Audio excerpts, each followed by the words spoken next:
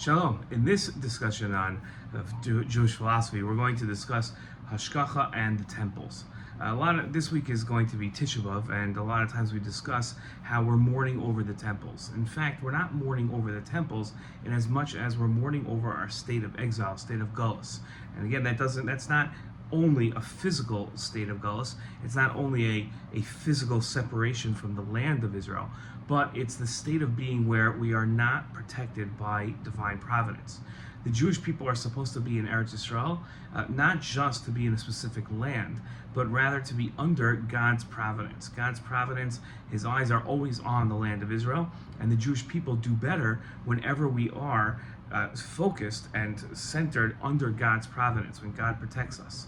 When the Beit HaMikdash was destroyed, it wasn't just that the building was brought down and that we were thrown out of the land, but rather we ended that special protection that we had from God that allowed all sorts of tragedies to occur to us, from slavery to the Crusades, to pogroms, to a Holocaust.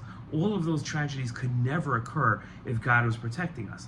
That's the tragedy, and that's the consequence, the ramifications that we mourn over when there's no Beit HaMikdash, when we're in this state of exile. That's the mourning of the 3 weeks of Shiva Sar B'Tammuz and of the 9th of Av, of Tisha B'Av.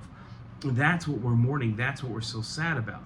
When we think about the fact that we don't have a Beit HaMikdash, it's not the building that we're missing. It's not only the mitzvot that we can't do because we don't have the temple, but it's because we're not protected.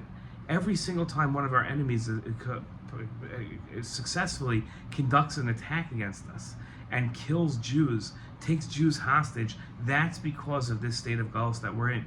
That is an unnatural state for the Jewish people. We are supposed to be protected by God, especially from our enemies.